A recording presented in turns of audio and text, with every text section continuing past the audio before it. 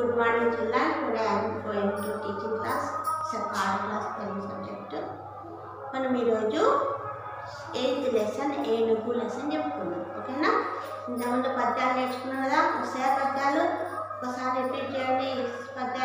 పద్యాల పూర్వష్టమను కష్టపెట్టాబోకు కన్న తల్లి మనసు నష్టపెట్టాబోకు నానబడు తల్లిదండ్రులన్న దైవ సన్నిధుల లలిత సుగుణ జాల తెలుగు బాల. సెకండ్ వన్ ప్రభు పూజలందు పట్టణమందు రాజు పూజలందు రాజ్యమందు చదువుకున్న వాణి జగమెల్లి పూజించు లలిత సుగుణ జాల తెలుగు బాల. నెక్స్ట్ థర్డ్ వన్ సాధు సంగమమును సామాన్యుడను కూడా మంచి గుణమును గ్రహించుచుండు పుష్ప సౌరభంబు పొందదాధారము లలిత సుగుణ జాల తెలుగు బాల. జనుల కొరకు ధర్మశాలలు కట్టించి బీద సాధనెంతో ఆదరించి పేరుగన్న కర్మ వీరుడే మృతజీవి లలిత సుగుణ జాల తెలుగు బాల. కానీ ఈ పద్యాలు కంపల్సరీ రోజు బాగా చదవండి, నోటికి రావాలి. ఇప్పుడు ఈరోజు మనము 8th లెసన్ ఏనుగు లెసన్ నేర్చుకుందాం. చూడండి, మనం అందరం ఏనుగును చూసినాం. ఏనుగు ఎట్లా ఉంటుంది? చాలా హైట్లో దృఢంగా ఇంత పెద్ద స్తంభాలాంటి కాళ్ళతో, ఒక తొండము, ఒక తోక, పెద్ద చాటల్ లాంటి చెవులతో ఉంటుంది కదా. అలాంటి ఏనుగు ఎక్కడ ఉంటుంది? ఎక్కువగా సర్కస్లోను జూ పార్కులోనూ ఉంటుంది కదా. దాని గురించి మనము తెలుసుకుందాం. ఏనుగు అంటే చిన్న పెద్ద అందరికీ ఇష్టమే. చిన్నపిల్లలైతే ఏనుగమ్మ ఏనుగు మా ఊరు వచ్చింది ఏనుగు అంటూ పాడుకుంటారు కదా. అదంతా పాడుకుంటాం మనము. చిన్నపిల్లలు మన ఇంట్లో పెద్దవాళ్ళు ఉంటే ఇట్లా వాడండి అని చెప్తుంటారు మనకు. ఏనుగు అడవి జంతువు అని తెలుసు కదా.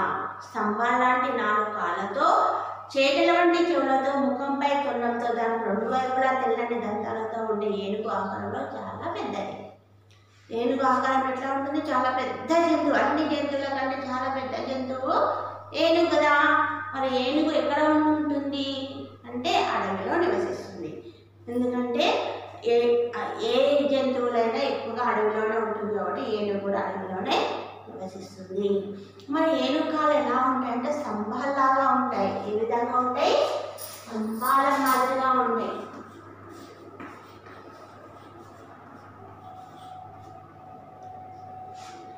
స్తంభాలాగా ఉన్నాయి ఏనుగు కాళ్ళు.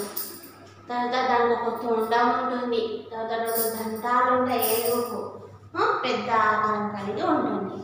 అది పడుకున్న గుర్రం అంత ఎత్తు ఉంటుంది. అది ఒకవేళ పడుకుంది అనుకో, ఒక చిన్న గుర్రం ఎంత హైట్ ఉంటుందో అంత ఎత్తు కనిపిస్తుంది అన్నట్టు. ఎంతో బలం కలిగిన ఏనుగును కరి, గజము, మహామృగం, అస్థి, కుంజరము, దంతి, నాగము వంటి ఎన్నెన్నో పేర్లతో పిలుస్తారు. మనం ఇంతకుముందు తాటి చెట్టు, కొబ్బరి చెట్టు కానీ మిగతా కొన్ని చెట్లు, నెమలి గురించి మనకు నెమలి లెసన్ వచ్చింది కదా. నెమలి లెసన్లో దానికి అనేక పేర్లు ఉన్నాయి కదా. అదేవిధంగా ఏనుగు కూడా కరి, గజము, తర్వాత మహామృగము, అస్థి, కుంజరము, దంతి, నాగం వంటి పేర్లతో పిలుస్తారు. దేవలోకంలో ఎండిన వద్ద ఐరావతం అనే తెల్లని ఏనుగు ఉండేదని పురాణ కథ. ఇంకా మనము దేవతల గురించి తెలుసుకున్నప్పుడు దేవలోకంలో ఇంద్రుడు అనే దేవుడు ఉంటాడు కదా. దేవలోకంలో ఎవరుంటారు? ఇంద్రుడు అనే దేవుడు ఉంటాడు కదా. ఈ ఇంద్రుడి దగ్గర ఏముంటుందంటే ఒక తెల్లని గుర్రం ఉంటుందంట. తెల్లని గుర్రం. ఆ తెల్లని గుర్రాన్ని ఏమంటారు అంటే ఐరావతము అంటారు. ఏమంటారు? ఐరావతము. ఎవరి దగ్గర ఉంటుంది తెల్లని గుర్రము? ఇంద్రుని దగ్గర ఉంటుంది. ఇంద్రుడు ఎక్కడ ఉంటాడు? దేవలోకంలో ఉంటాడు. ఆ తెల్లని గుర్రం పేరేంటి? ఐరావతము. నెక్స్ట్, పూర్వం రాజుల దగ్గర 4 రకాల బలగాల్లో గజబలం ఒకటి. గజబలం అంటే ఏనుగులు. గజము అంటే ఏనుగు కదా. గజము అంటే ఏంటి? ఏనుగు. అంటే పూర్వకాలం రాజుల దగ్గర గుర్రాలు, ఒంటెలు, ఏనుగులు, సైనికులు, ఈ విధంగా 4 రకాల బలగాలు ఉండేవంట. ఈ 4 రకాల బలగాల్లో గజబలం కూడా ఒకటి. అంటే ఏనుగులను కూడా యుద్ధానికి ఉపయోగించేవాళ్ళు అన్నట్టు. ఏనుగుల పైన కూడా కూర్చొని యుద్ధం చేసేవాళ్ళు. అంకుశం అనే వస్తువుతో అదుపు చేయబడే ఏనుగును నడిపేవాడిని మావటివాడు అని అంటారు. ఇలాంటి ఏనుగును నడపడానికి దాన్ని ఆలన పాలన చూసుకోవడానికి ఒక మనిషి కాదు కదా, అలాంటి వాడిని ఏనుగులను నడిపేవాడిని ఏమంటూ మావటివాడు అన్నాడు. మావటి వాడు. మనం మామూలుగా పశువులను పెంచేవాళ్ళు ఉంటారు. ఆవులు, గేదెలు, గొర్రెలు, మేకలు పెంచేవాళ్ళు ఉంటారు. గొర్రెలు, మేకలు పెంచాలని మేకల కాపరి అంటారు, ఆవుల కాపరి అంటారు కదా. అదేవిధంగా ఏనుగులను వాటిని అదుపు చేయడం కానీ దాన్ని ఆలన పాలన చూసే మొత్తం కూడా దాని ఆహారం కానీ సమయానికి దాన్ని మంచిగా నీటిగా చూసుకోవడానికి వాడే ఒక వ్యక్తిని పెడతారు కదా, అన్ని వసతులు చూడడానికి. అలాంటి పేరు వాడి పేరు మావటివాడు. ఇతని దగ్గర ఏముంటుంది, ఏనుగును అదుపు చేయడానికి వాడే వస్తువు అంకుశం. ఏముంటుంది? అంకుశం అనే ఒక వస్తువు ఉంటుందట. ఈ అంకుశమైన వస్తువుతో ఏనుగును వాటను అదుపు చేస్తాడంట, కంట్రోల్ చేసుకుంటాడంట. దాదాపు 100 ఏళ్ళు బ్రతికి ఏనుగు ఆహారం చెరుకు గడలు, పండ్లు కాగా ఏనుగుకు మరీ ఇష్టమైన వెలగపండ్లు. మరి ఏనుగు యొక్క ఆహారం ఏంటి అంటే పండ్లు, తర్వాత చెరకు గడలు. చెరకు గడలు అంటే తెలుసు కదా, షుగర్ కేన్. పండ్లు అంటే ఫ్రూట్స్. ఈ రెండు దాని యొక్క ఆహారం కాగా మరీ చాలా ఇష్టమైనది ఏంటంటే వెలగ పండ్లు. వెలగ పండ్లు ఇది ఎక్కువగా ఎప్పుడు వస్తుందంటే వేసవి కాలం ఉంటుంది, సమ్మర్ సీజన్లో వస్తుంది. చలికాలం సమ్మర్ సీజన్ కాదు, ఇది సంక్రాంతి ఈ సీజన్లోనే, ఉగాది సీజన్లో, ఉగాది స్ప్రింగ్ సీజన్లో వస్తుంటాయి అన్నట్టు వెలగ పండ్లు, చెరుకు గడలు రోజుగా వాడే పండ్లు, ఫుడ్ అన్నట్టు. మరీ ఇష్టమైనది ఏంటంటే వెలగ పండ్లు, చాలా ఇష్టమైనది. ఇది ఇప్పుడు ఈ సీజన్లోనే సంక్రాంతి తర్వాత ఉగాది ఈ మధ్య కాలంలోనే వెలగ పండ్లు మనకు మార్కెట్లో లభిస్తాయి. మనం తొలి పూజలు అందుకునే వినాయకుడికి ఏనుగు ముఖం వంటి ముఖమే ఉంటుంది. ఇంకా మనం దేవతలు లేకపోతే మనం మొట్టమొదటగా పూజలు చేసేది ఎవరు అంటే వినాయకుడు కదా. ఈ వినాయకుడి ఏ ముఖం ఉంటుంది అంటే ఏనుగు ముఖం ఉంటుంది. ఏనుగు ముఖం. ఎందుకు ఏనుగు ముఖం ఉంటుంది అంటే ఇది ఒక చిన్న స్టోరీ ఉంటుంది. ఏం స్టోరీ అంటే శివుడు పార్వతీదేవి ఇద్దరు భార్యాభర్తలు కదా, అవునా. అయితే శివుడు ఏం చేస్తాడు, కొన్ని ఏళ్ల పాటు తపస్సు చేయడానికి అతను వేరే చోటుకి వెళ్ళిపోతాడు. వెళ్ళిపోయిన సమయంలో పార్వతీదేవి ఇంట్లో ఒక్కతిగా ఉంటుంది కదా, ఆమె కడుక్కోకుండా స్నానం చేసుకుంటూ ఒక చిన్న పాప ఉంటే బాగుండని మనసులో తలుచుకుంటూ ఆమె బాడీకి రుద్దుకున్న పసుపు ఏదైతే ఉంటుందో ఆ పసుపుతోటి ఒక చిన్న బొమ్మలాగా తయారు చేస్తుంది. ఆ బొమ్మలాగా తయారు చేసినాక ఆ బొమ్మకు ప్రాణం పోస్తుంది. ఈ బొమ్మనే కదా, ఈ బొమ్మకు ప్రాణం పోస్తే ఎట్లా ఉంటుంది అనుకొని దానికి ప్రాణం పోస్తుంది. ఆ ప్రాణం పోసిన బొమ్మనే ఎవరు అంటే వినాయకుడు. పార్వతి ఎంత అందంగా ఉంటుందో వినాయకుడు చాలా అందంగా ఉంటాడంట. ఎందుకంటే ఆమె శరీరంతో తయారైన, శరీరానికి రుద్దుకున్న పసుపుతో తయారైన బొమ్మ కాబట్టి, ఆ బొమ్మకు ప్రాణం పోసింది కాబట్టి ఆ వినాయకుడు చాలా అందంగా, ఆకర్షణీయంగా, బ్రైట్నెస్గా చాలా బాగుంటాడంట, చాలా ముద్దుగా బాగుంటాడంట. అలాంటి వినాయకుడిని వినాయకుడు ఏం చేస్తాడు, వినాయకుడికి చాలా ఇష్టమైన ఫుడ్ ఏదంటే కుడుములు ఉండాలి. అయితే అవి పెట్టుకుంటూ కొన్ని మంచిగా హాయిగా తన కొడుకుతోటి స్పందేవి బాగా హాయిగా హ్యాపీగా ఆడుకోవడం, అతనికి కావాల్సినవి కూడా చేసుకుంటూ ఉండేదట. ఒకసారి ఏమైందంటే ఆమె స్నానం చేయడానికి వెళ్ళినప్పుడు ఇంటి ముందర ఎవరైనా వస్తారేమో కాపలగా వినాయకుడిని పెట్టి, నాన్న నేను ఇట్లా లోపలికి స్నానానికి వెళ్తున్నా, నువ్వు ఇంటి ముందరనే ఆడుకో అని, అతనికి ఉండ్రాలు కుడుములు ఇష్టం కాబట్టి అవి తినుకుంటే ఇక్కడే ఆడుకో ఫ్రెండ్స్తో అని చెప్పేసి తను లోపలికి వెళ్తాడు. ఎవరు వచ్చినా లోపలికి రానియని చెప్పేసి వెళ్తాడు. అట్లా వెళ్ళిన సమయంలో శివుడు చాలా ఏళ్ళ పాటు ఎక్కడో వెళ్ళింటాడు, తపస్సు చేయడానికి వెళ్ళింటాడు కదా. ఆయన తపస్సు అయిపోయి ఉంటుంది, ఆయన అనుకున్న కార్యక్రమం అయిపోయి ఉంటుంది. తిరిగి తన ఊరికి వచ్చేస్తాడు, తన ఇంటి దగ్గరికి వస్తాడు. వచ్చిన దగ్గర ఆ ఇంటి దగ్గర ఎవరు ఉంటారు కాపలాగా అంటే వినాయకుడు ఉంటాడు. శివునికి తెలియదు పార్వతీదేవి యొక్క కొడుకు వినాయకుడు ఉన్నాడని తెలియదు. అది తెలియకుండా పార్వతీదేవి దగ్గరికి ఇంట్లోకి తన ఇంట్లోకి తను ఎట్లయినా చక్కగా వెళ్తారు, ఎవరి పర్మిషన్ లేకుండా వెళ్తాం కదా. అదేవిధంగా శివుడు చక్కగా ఇంట్లోకి వస్తుంటే వినాయకుడిని ఆగు అక్కడే ఆగు అని చెప్తాడు. ఎందుకు ఇది నా ఇల్లు కదా అంటే ఇది నీ ఇల్లు కాదు, మా అమ్మ పార్వతీదేవి నా ఇల్లు, ఇది నీవెవరు, నువ్వు రావద్దు, ఒకవేళ నువ్వు రావాలంటే నాతో యుద్ధం చేసి రా అని చెప్తాడు. శివుడు ఎన్ని రకాలుగా అతనికి నచ్చజెప్పినా కూడా వినాయకుడు అసలే విన్నాడు. వినక యుద్ధం చేసి నాతో గెలిచి నువ్వు ఇంట్లోకి రావాలి, అంతవరకు నువ్వు రావద్దని వరకు శివుడు యుద్ధం చేస్తాడు వినాయకుడికి. ఆ యుద్ధంలో అనుకోకుండా శివుడు చాలా కోపం తెప్పిస్తాడు వినాయకుడు. అతను చాలా మాటలని చాలా విధంగా రెచ్చగొట్టడం వలన శివుడు ఏం చేస్తాడు, తన దగ్గర ఉన్న త్రిశూలం ఉంటుంది కదా, ఆ త్రిశూలంతో వినాయకుడి యొక్క తలను కట్ చేస్తాడు. అది కట్ చేయగానే కింద పడిపోతుంది. వినాయకుడు కూడా మొండె ఒక దగ్గర, బాడీ ఒక దగ్గర పడిపోతుంది. ఆ లోపల ఉన్న పార్వతీదేవికి అదంతా తెలిసిపోతుంటుంది, బయట ఏదో అల్లరి జరుగుతుందని. అప్పటికే అక్కడ అందరు దేవతలు వాళ్ళందరూ వస్తారు. శివుడికి నచ్చజెప్తాడు, వద్దు యుద్ధం చేయకండి అని చెప్పినా కూడా అక్కడ శివుడు వినడు, ఇక్కడ వినాయకుడు చెప్పినా కూడా వినాయకుడు కూడా వినడు. వాళ్ళని రెచ్చగొడతాడు, దేవతలందరినీ రెచ్చగొడుతుంటాడు అన్నట్టు. వినకపోయేసరికి లాస్ట్ కోపం వచ్చి శివుడు అతని తలని నరికేస్తాడు కదా. అప్పుడు పార్వదేవి లోపల నుండి వచ్చి చూస్తాడు. చూడగానే వినాయకుడు ఎట్లా పడిపోయి ఉంటాడు, 2 పార్ట్స్లో విడుపుతాలు ఒక దగ్గర, మొన్న ఒక దగ్గర పడి ఉంటాడు. బాగా ఏడ్చి నా కొడుకు నాకు కావాలి, అతనికి ప్రాణం పోయి బతికి అని చెప్తాడు. అని శివుని వేడుకున్నాడు. లేకపోతే ఈ భూమండలం మొత్తం కూడా అల్లకల్లోలం అయిపోతుంది, అసలు ఉండనే ఉండదు, నా కోపానికి ఏది కూడా ఉండదు అని చెప్తాడు.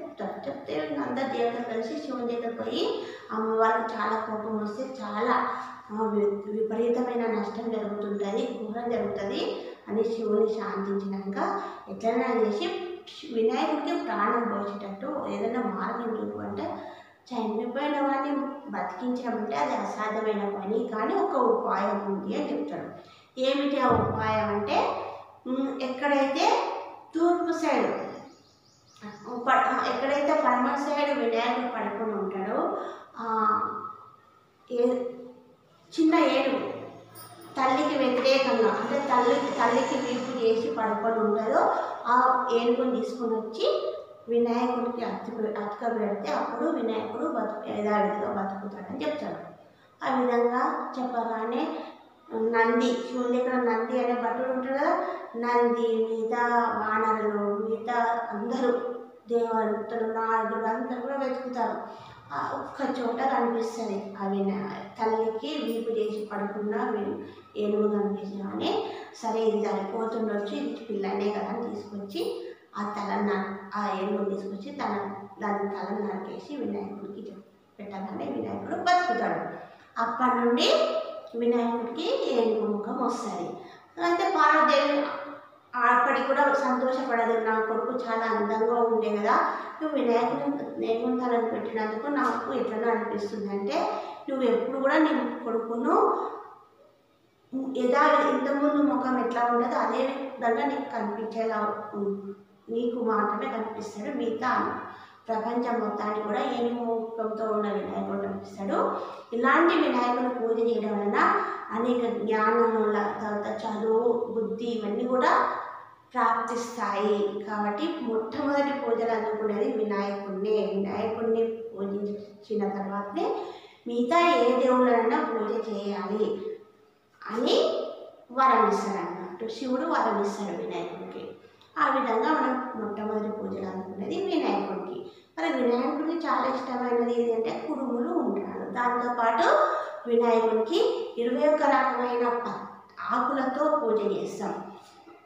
అంటే అడవిలో దొరికిన 21 రకమైన ఆకులతో పూజ చేస్తే వినాయకుడికి చాలా శాంతిస్తాడు. ఇంకోటి అతనికి పూజించడం వలన మనకు మంచి చదువు వస్తుంది, మంచి జ్ఞానం కలుగుతుంది, ఏ విధమైన ప్రాబ్లమ్స్ రానియడు, ఏ విధమైన ఆటంకాలు కలగనియడు, మంచి జ్ఞానాన్ని జ్ఞానాన్ని ఇస్తాడు, చదువునిస్తాడు, తర్వాత డబ్బును, ధనాన్ని, ఈ విధంగా అనేక రకాలుగా మనకు అనేక శుభాలు కలిగేటట్టు చేస్తాడు. కాబట్టి మనం ప్రతిరోజు వినాయకుడిని కంపల్సరీ పూజ చేయాలి. ఓకేనా? అందువలనే వినాయకుడికి ఏనుగు ముఖం వచ్చింది కదా. సరే, నెక్స్ట్ ఏనుగు గురించి గజేంద్ర మోక్షం, శ్రీకాళహస్తీశ్వర, ఏనుగు దర్జీ వంటి కథలు ఎన్నో ఉన్నాయి. మన ఏనుగు గురించి చెప్పుకుంటే ఏనుగుకు సంబంధించిన కథలు, అనేక కథలు కూడా ఉన్నాయి. గుంపులుగా ఉండే ఏనుగులు బరువులు లాగటానికి, అంబారీలు కట్టడానికి, సర్కస్లోకి ప్రధాన ఆకర్షణగా ఉపయోగపడతాయి. అయితే ఈ ఏనుగులు ఒకటొకటిగా ఆహారం తినడానికి కానీ ఎక్కడైనా వెళ్ళాలంటే ఒకటొకటిగా వెళ్ళామంట. గుంపులుగా ఒక 4-5 కలిసి గుంపులుగా వెళ్తాయంట. అంతేకాకుండా ఇవి అంబారీలు అంటే దేవుడిని సేవకు తీస్తారు కదా, పూజలైనాక దేవుడిని ఊరేగింపుగా తీసుకుంటారు.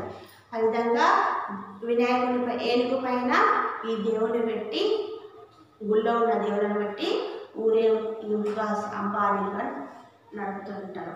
ఇంకోటి సర్కస్లో ప్రధాన ఆకర్షణలు ఏనుగును ఉపయోగిస్తారు. వాటి విలువైన దంతాలు అందమైన వస్తువులను తయారు చేయడానికి ఉపయోగపడతాయి. అంతగా ఉపయోగపడుతున్న ఏనుగు మన వారసత్వ సంపదగా గుర్తించబడింది. తర్వాత ఏనుగు యొక్క దంతాలు ఉంటాయి కదా, ఆ ఏనుగు దంతాలతోటి చాలా విలువైన వస్తువులను, బొమ్మలను తయారు చేస్తుంటారు కదా. ఈ విధంగా మనకు ఏనుగు మనకు అన్ని రకాలుగా కొన్ని ఏనుగులలో మనకు లాభం చాలా ఉంది. కాబట్టి ఆ ఏనుగును కానీ మిగతా ఏ జంతువులైనా సరే, అడవి జంతువులు ఏమైనా సరే చంపకుండా మనం జాగ్రత్తగా కాపాడుకుంటే ముందు తరాల వారికి ఫలానా జంతువు అంటే ఇట్లా ఉంటుంది అని చెప్పుకోవడానికి మనకు వీలుంటుంది. ఓకేనా? చూడండి, నేను రీడ్ చేస్తా, చూడండి ఒకసారి. ఏనుగు అంటే చిన్న పెద్ద అందరికీ ఇష్టమే. చిన్నపిల్లలైతే ఏనుగమ్మ ఏనుగు, మా ఊరు వచ్చింది ఏనుగు అంటూ పాడుకుంటారు కదా.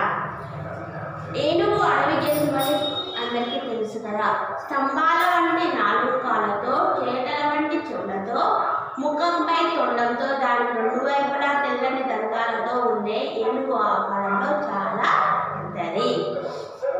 అది పడుకున్న గుర్రమంత ఎత్తు ఉంటుంది.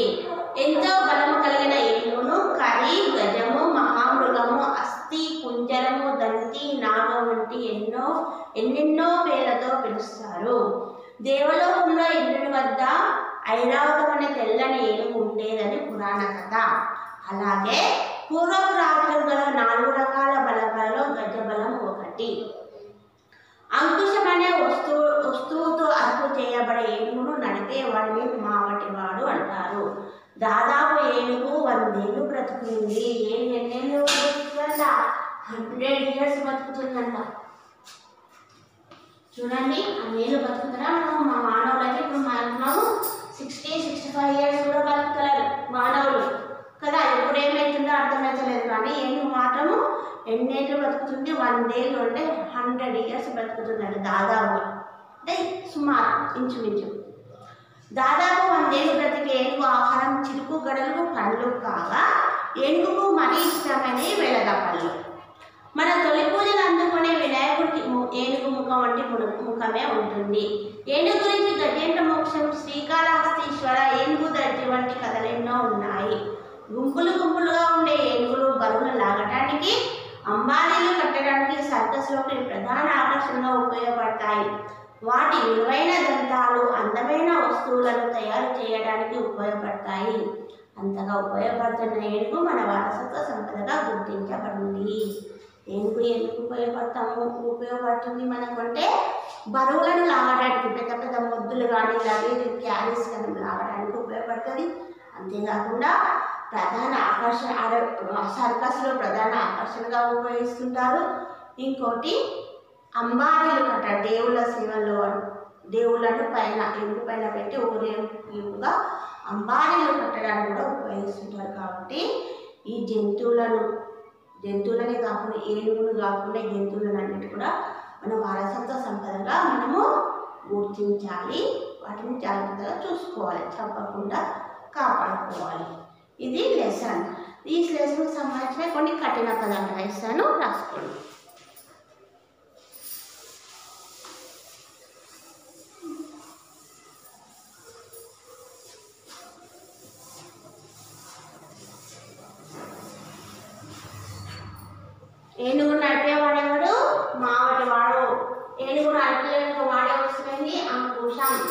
హిందూ దగ్గర ఉన్న ఏనుగు పేరు ఐరావతం. అవునా? ఇవన్నీ బాగా దొరుకుతాయి. ఏనుగు ఆహారం పండ్లు, చెక్కుగడలు, మరి ఇష్టమైనవి వెలగపళ్ళు. ఏనుగుల పేరు కరి, గజము, అస్థి, కుంజరము, దంతి, నాగము. ఇవన్నీ కూడా ఏనుగుల పేర్లు. ఇంకేమున్నా ఏనుగు 100 సంవత్సరాలు 100 ఏళ్ళు బ్రతుకుతుంది, అంటే 100 years బ్రతుకుతుంది. ఏనుగు వినాయకుడికి ఏనుగు ముఖం వంటి ముఖం ఉంటుంది.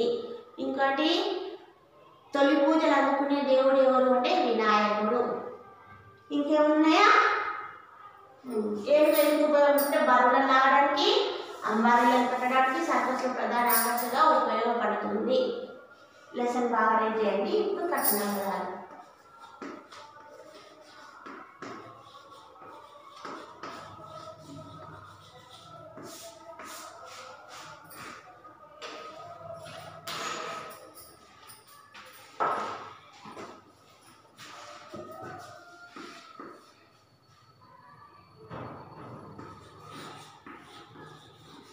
మహాభూతం,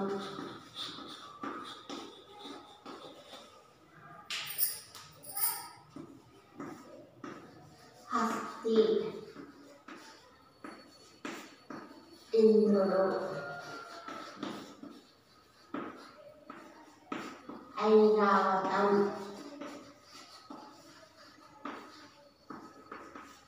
గజేంద్ర మోక్షం,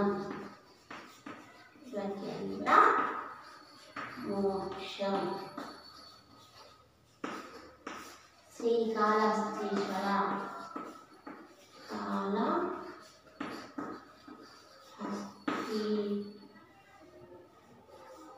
హస్తీశ్వర,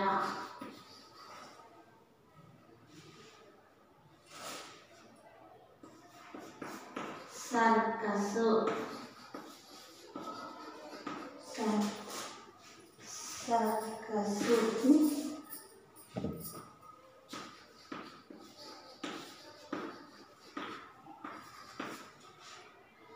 వారసత్వం,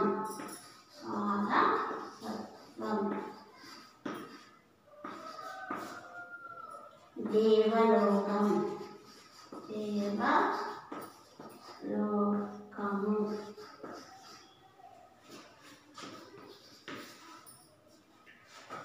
పూర్వపు రాజులు,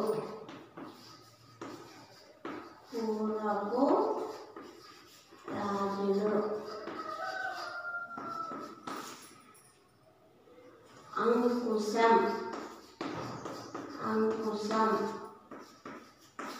మావటివాడు,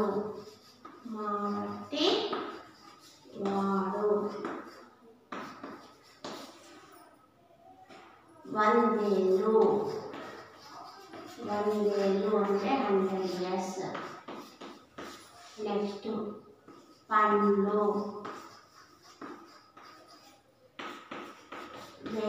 పండ్లు, వెలగ పండ్లు,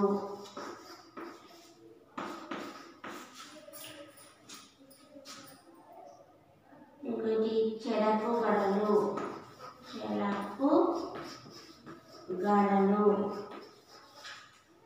నెక్స్ట్ దర్జీ. ప్రధాన ఆకర్షణ,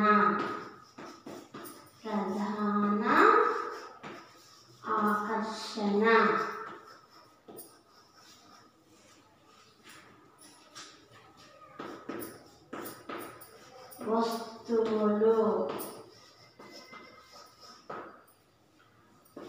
నెక్స్ట్ అంబారీలు. ఓకేనా? ఇవన్నీ కూడా కఠిన పదాలు. చూడండి, కఠిన పదాలు: మహామృగము, అస్థి, ఇంద్రుడు, ఐరావతం, గజేంద్ర మోక్షం, శ్రీకాళహస్తీశ్వర, సర్కసు, వారసత్వం, దేవలోకము, పూర్వపు రాజులు, అంకుశం అంటే తెలుసా? ఏనుగును అదుపు చేయడానికి వాడే వస్తువు Ankusam.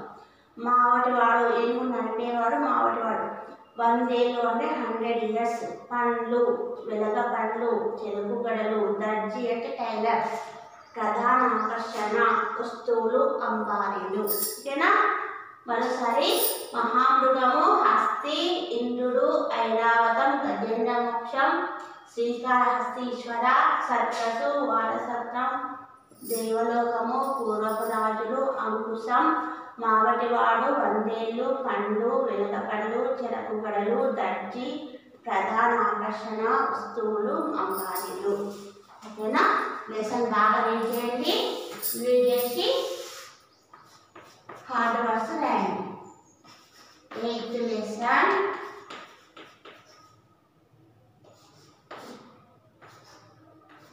learn and write hard words.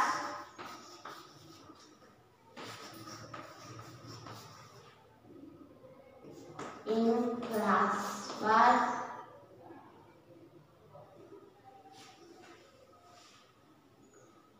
One time again. And read textbook. And read textbook 8th lesson. 8th lesson learn and write hard words. Hard words in class work. One time and read textbook 8th lesson. Textbook బాగా lesson బాగా read చేయండి. Hard words రాయండి. Only one time in class work రాయండి. ఓకేనా?